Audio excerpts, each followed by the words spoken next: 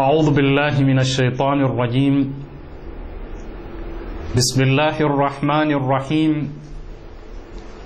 الحمد لله والصلاة والسلام على أشرف الأنبياء والمرسلين محمد وعلى آله الطيبين الطاهرين وأصحابه الغر الميامين، وبعد.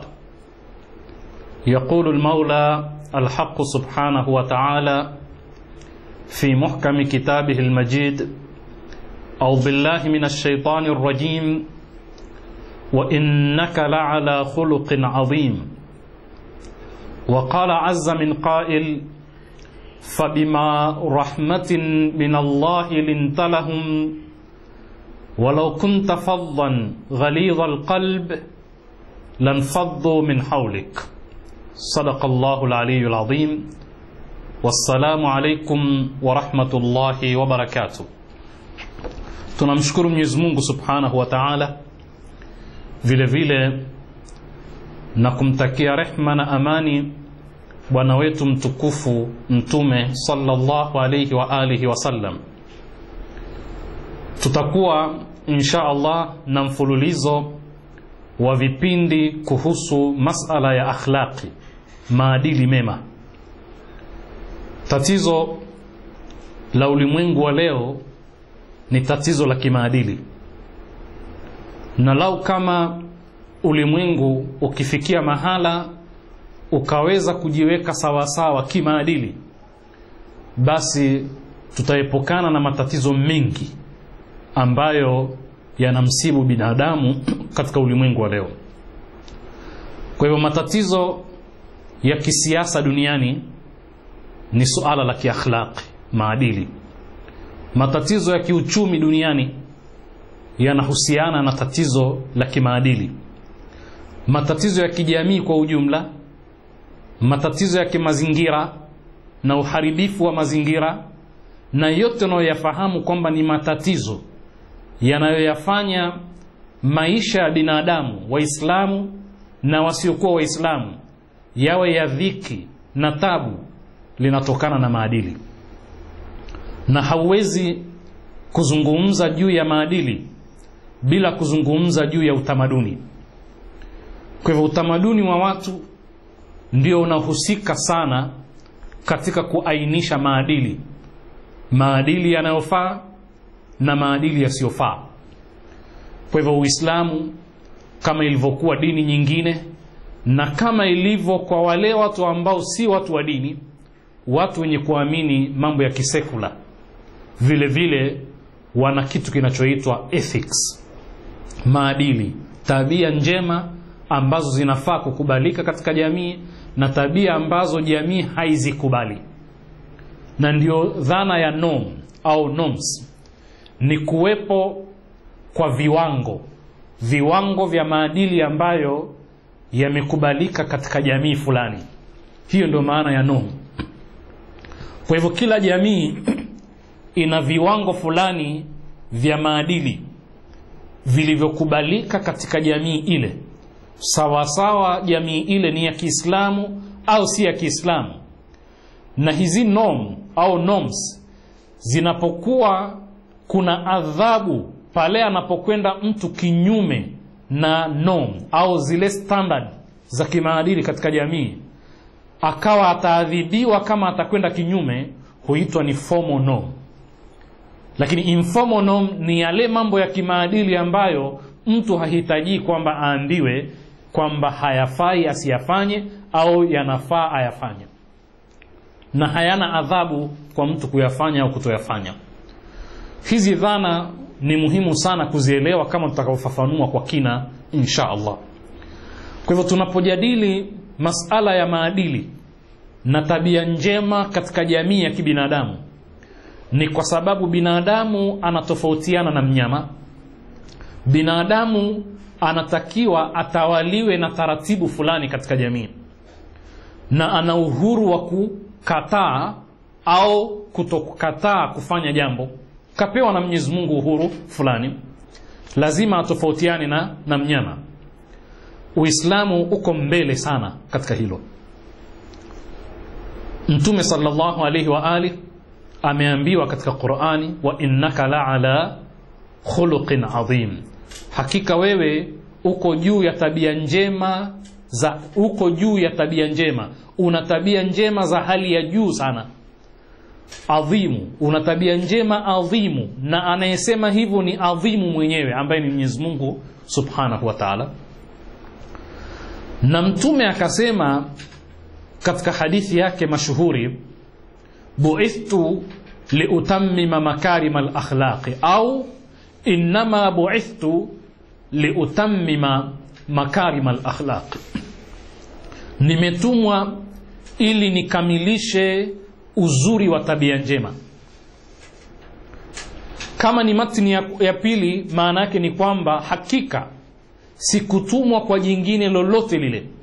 Neno inama linatumika kuvua mambo mengine na kuthibitisha lile lilotajwa tu.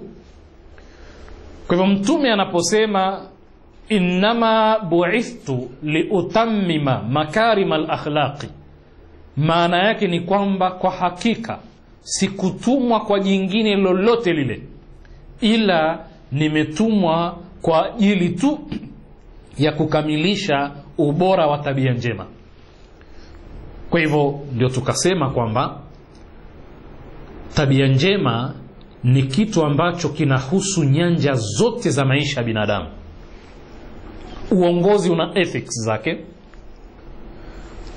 masala ya kiuchumi yana ethics zake, masala ya kivita yana ethics zake. Kwa hivyo utaona kwamba hakuna sehemu katika maisha ya binadamu ambayo haiambatani na maadili.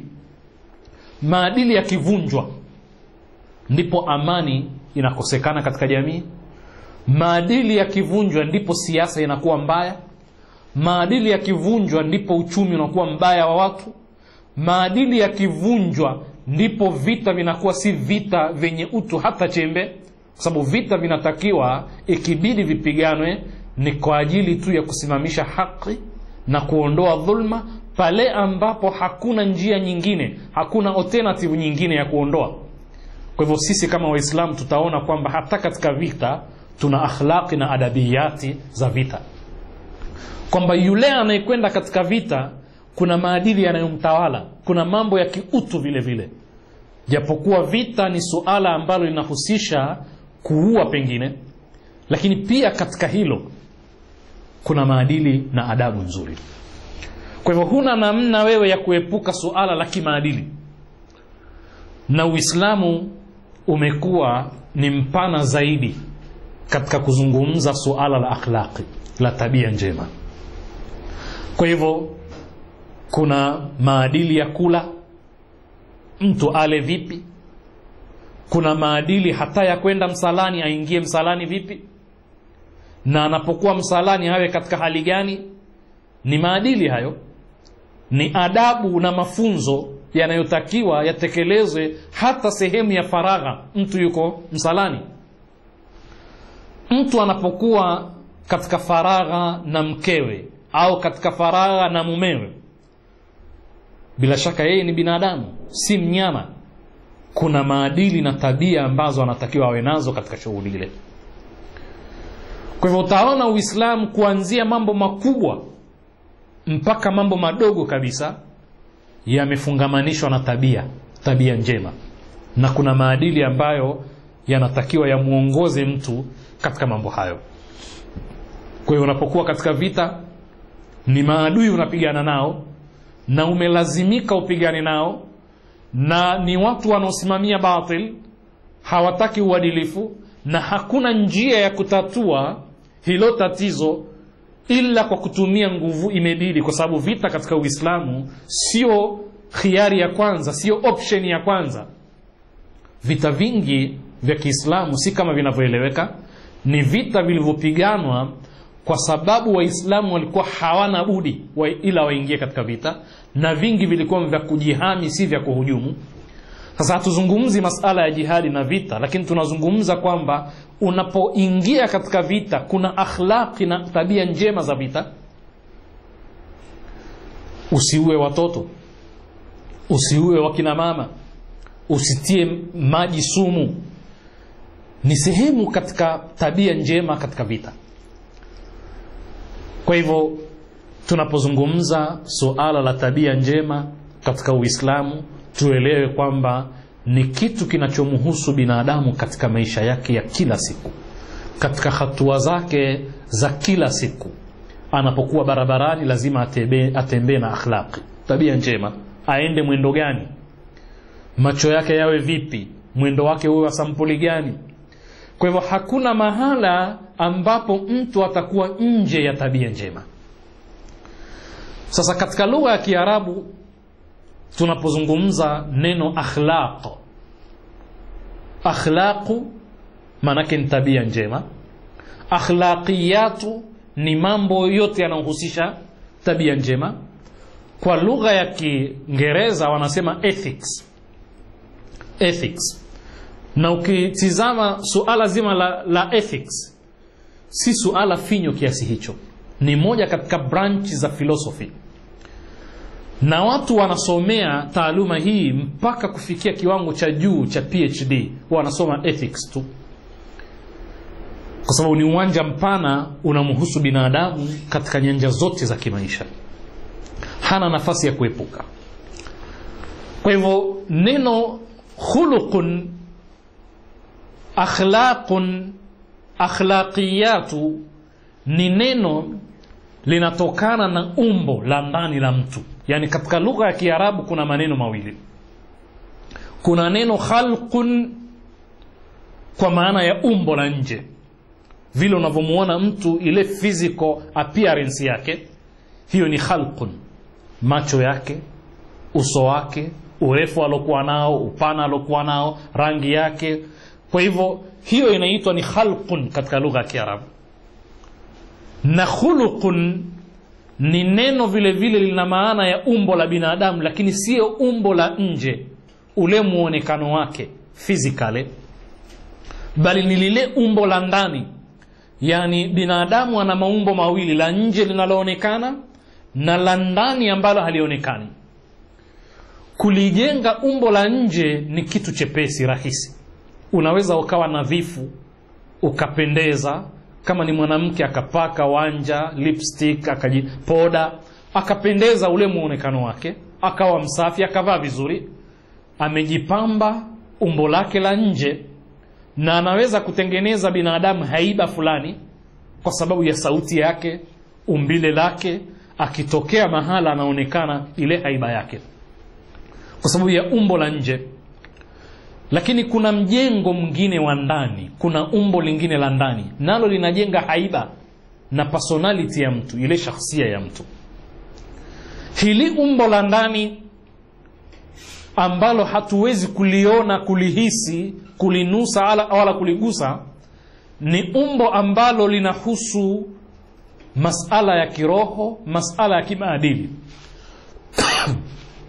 Kwa hivyo binadamu, huu mjengo wake wa nje japokuwa ni muhimu, lakini mjengo wa ndani ndio unaomjenga zaidi binadamu na kumpa haiba zaidi kuliko mjengo wa nje. Yani vile ulivyokuwa ndani kwamba una utu, una ubinadamu, una ukarimu, una heshima na unaheshimu wengine, zile sifa nzuri ulizozibeba wewe ni sifa ambazo lau mtu akitokea hivi usoni na katika viwiliwili vyake hawezi kuonekana na sifa hizo, japokuwa zinaweza zikaathiri kwa namna moja au nyingine namna anavyokwenda na mwendo wake wa nje.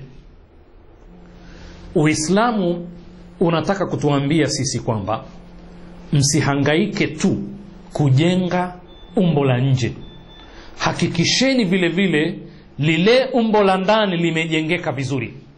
Na ndiyo maana ya kuzungumza juu ya akhlaqi katika Uislamu. Kwa hivyo binadamu amejengeka vipi, ana utu kiasi gani?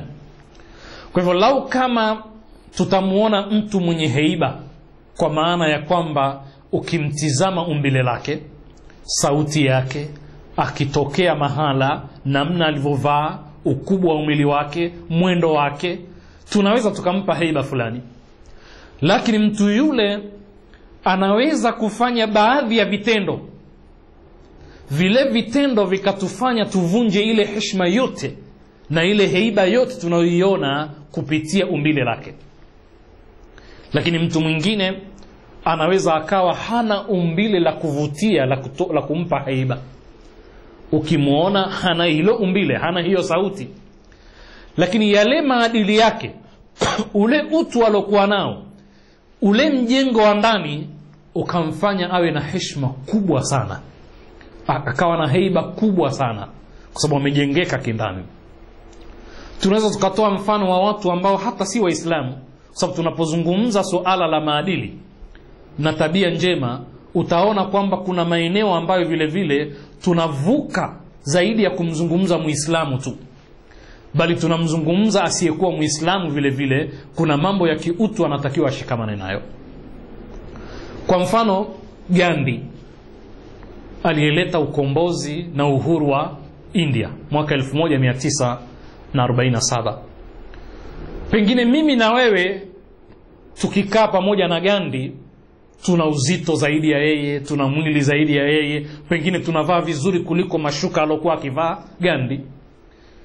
Lakini heshima aliyopewa Gandhi duniani kwa kile alichokifanya cha kupigania uhuru bila kutumia mabavu na nguvu, akaweza kutengeneza uhuru wa watu, akaweza kuwajengea misingi ya maisha mazuri watu wengi wakiwemo Waislamu katika nchi ya India.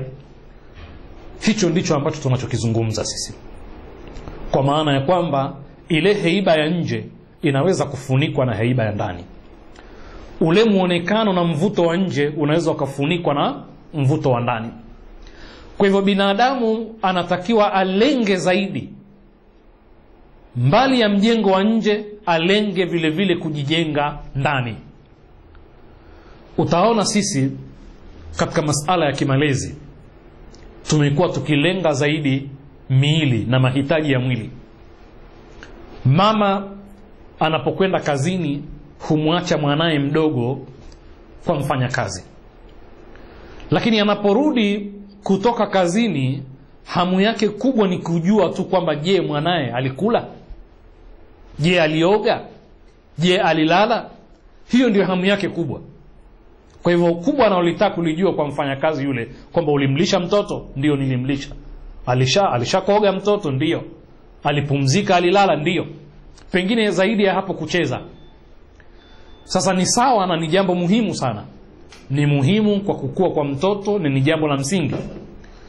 Lakini utagundua kwamba pamoja na kuwa jambo hili ni la msingi, linahusu tu kuhudumia mwili, ule mjengo wa nje. Lakini yule mfanyakazi alizungumza maneno gani mbele ya mtoto, hilo haliulizwi. Yule mfanyakazi alifungua katika TV ile, alifungua channel gani, yenye mambo gani, hilo si muhimu. Yule mfanyakazi alikuwa katika mazingira gani yeye mbele ya mtoto, lile si muhimu. Yani kutizama kwamba kuna mambo gani yanayofanyika katika familia ambayo yanaweza kuathiri maadili ya mtoto, ule mjengo wa ndani wa mtoto, huwa si jambo muhimu kwetu. Utaona kwamba tunapotaka mtoto apumzike, tunamwekea TV pale channel, au tunamwekea CD atizame katuni pengine ya kina Tom and Jerry, vitu ambavyo wenzetu kabla hawajavianzisha, kabla hawajaviweka ili viwe vya kutizamwa na watu, wamealika mpaka wana saikolojia ili wawathibitishie kwamba malengo wanayokusudia yanaweza kufika. Wamevichunguza na wana makusudio ya kuufikisha ulimwengu mahala fulani. Sasa vitu hivi si marufuku katika Uislamu, lakini lazima tuwe selective, tujue kwamba ni kipi unakitizama, kinaweza kuathiri kwa kiasi gani maadili ya yule mtizamaji, Muislamu na asiyekuwa Muislamu, kwa sababu tunaishi pamoja, lakini mtoto na mtu mzima vile vile. Kwa hivyo ningependa tuelewe kwamba tunapozungumza juu ya akhlaqi, ethics, maadili, tabia njema, tunazungumza juu ya mjengo wa ndani wa binadamu, heiba ya ndani ya binadamu, sio heiba ya nje. Tunazungumza juu ya utu na maadili. Tunazungumza juu ya binadamu kuwa binadamu kama alivyokusudiwa na Mwenyezi Mungu kuwa awe. Mtume sallallahu alayhi wa alihi wasallam katika hadithi mbalimbali, lakini vile vile katika aya mbalimbali za Qur'ani ametufunza kwamba kuna vitu viwili hivi. Kuna kujali mwili wa binadamu kama mwili, na kuna kujali roho. Kuna kuulisha maadili mwili au roho ya binadamu, na kuna kuulisha mwili chakula na mahitaji yake. Kama ambavyo mwili ambao ni khalqun, umbile lako lile lina mahitajio. Mahitajio yenyewe ni kwamba ule, mwili unahitajia kula. Unywe, mwili unahitajia kunywa. Ulale, maana upumzike, mwili unahitajia kupumzika. Kuvaa, mwili unahitajia kuvishwa. Kuoga, mwili unahitajia kuogeshwa. Mathalan masala ya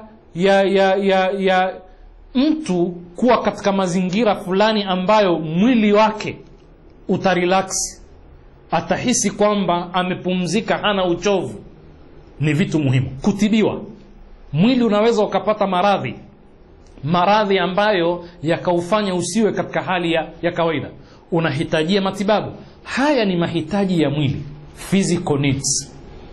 Ni mahitaji ambayo hatuna budi, hatuwezi kuishi bila mahitaji hayo. Lakini upande wa pili kuna mahitaji ya kiroho.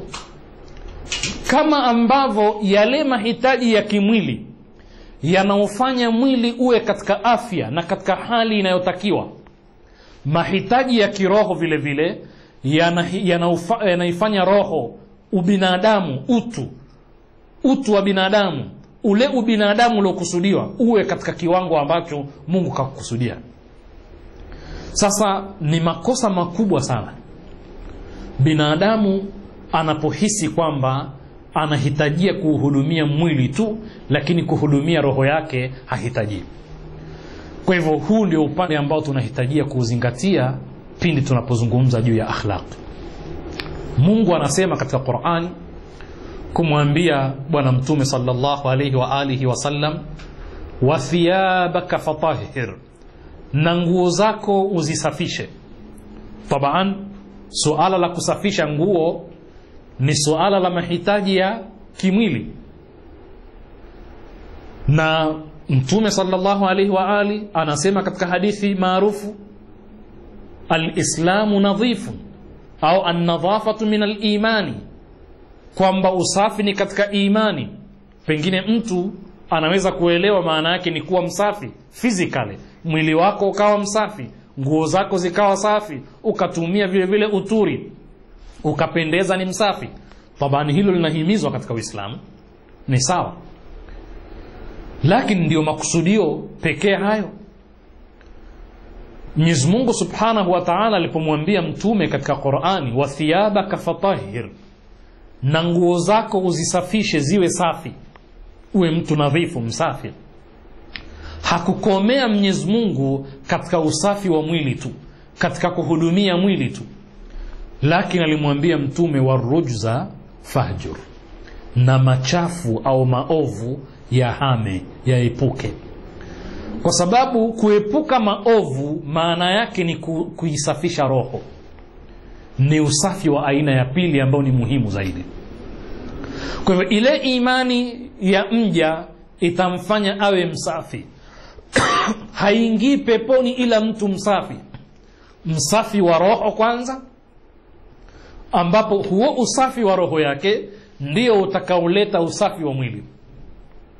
Msafi wa roho ni yule ambaye hawezi kumdhulumu mwenzake.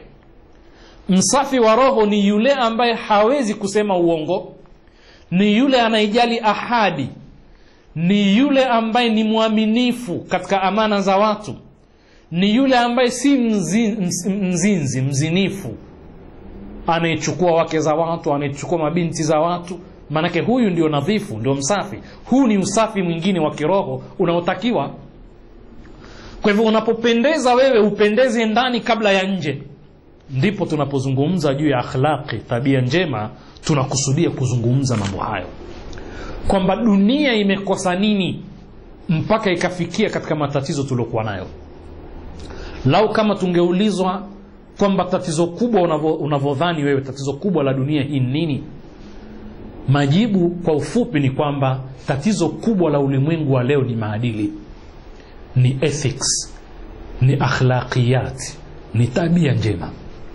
Ndivyo tuliposema kwamba tabia njema, akhlaqi, tabia katika masala ya kiuchumi, ya kisiasa, ya kiutamaduni, ya kimazingira. Manake mtu mwenye tabia njema atakuwa na muamala mzuri na dunia inayomzunguka, si muamala mzuri tu na binadamu wenzake, hata wanyama. Na ndicho tutakachokiona heshima ya Uislamu kwa wanyama, lakini kwa mazingira vile vile yanayokuzunguka, kwa sababu kuyahudumia mazingira maana yake ni kuyapa nafasi ya kuhudumia wewe, kutokana na dhana ya ecosystem tunayoifahamu. Sasa utaona kwamba suala la kimaadili liko katika kila nyanja kama tulivyosema, na kutokuwepo kwa maadili ndio tatizo la dunia leo hii. Tabaan kuna maswali mengi tutakayouliza hapa na kuyajibu insha Allah, kwa sababu tunapozungumza maadili na viwango, standards au measurement, vipimo, viwango au vipimo vya kwamba hichi ni kizuri na hichi si kizuri, ni nani anayeweza kuweka? Lazima tujadiliane mambo hayo tuweze kufikia katika hatima. Tunaposema hili jambo ni zuri, suala litakuwa kwa kigezo gani, kwa kipimo gani?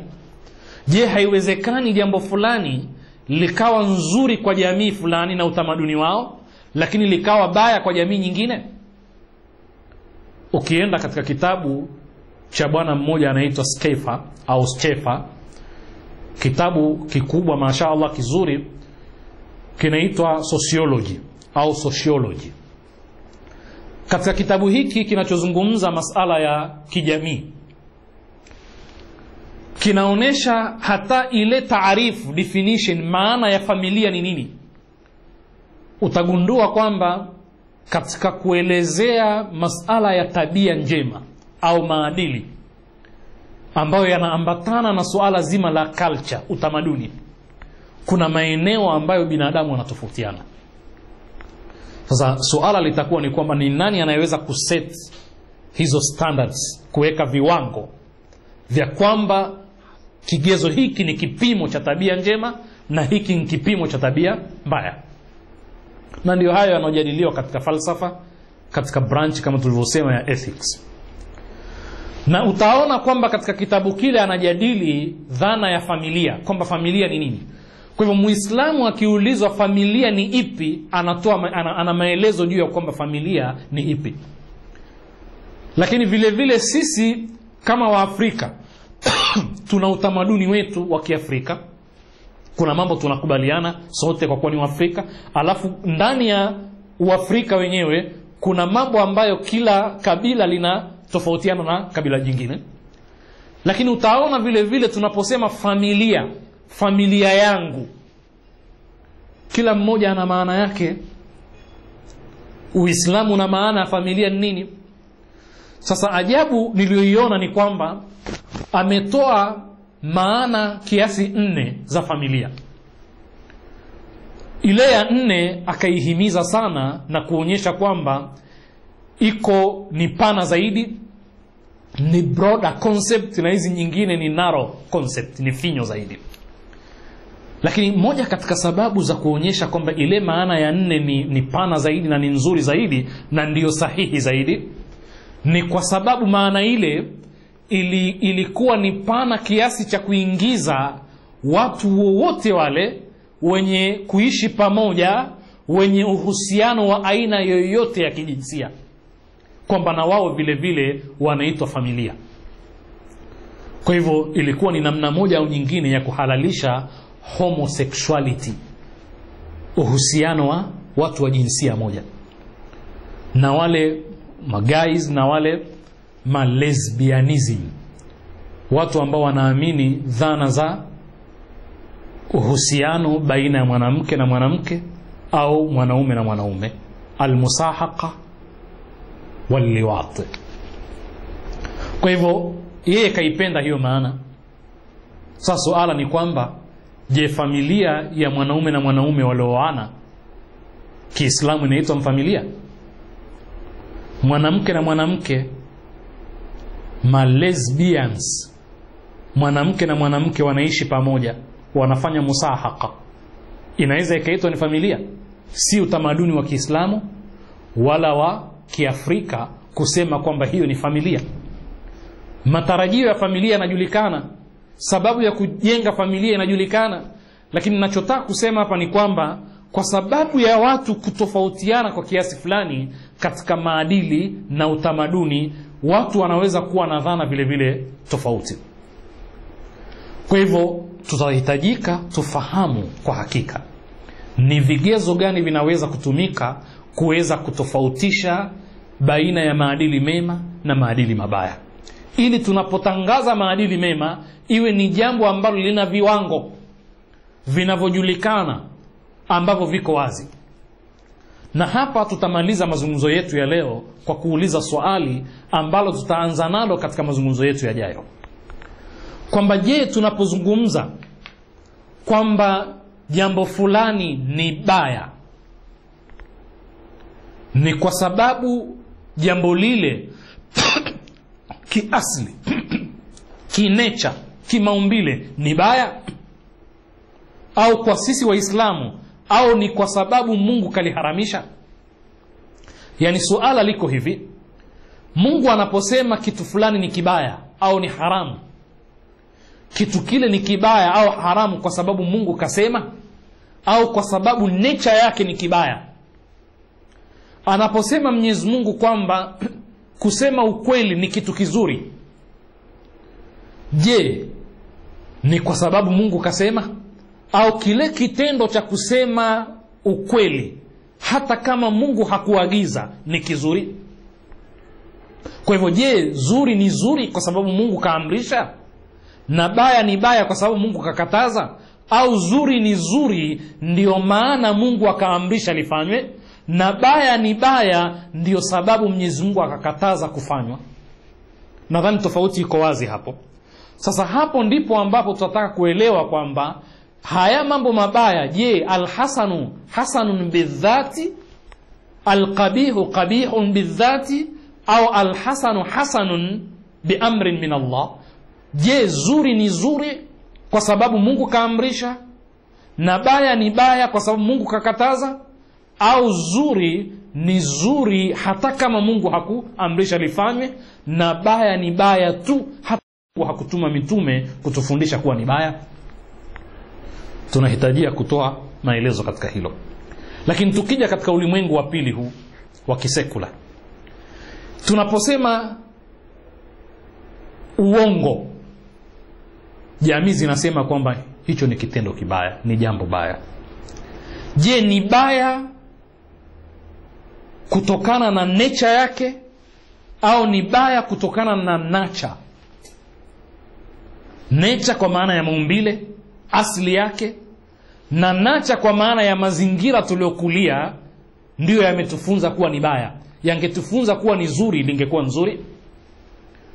Ningependa kukomea katika eneo hili mpaka pale ambapo tutakutana inshallah katika kipindi kingine, tutaweza kufafanua. Nas'alullah al-auna wat-tawfiq lima yuhibbu wa yardah, innahu waliyyu at-tawfiq wa bihi nasta'in, walhamdulillahi rabbil alamin.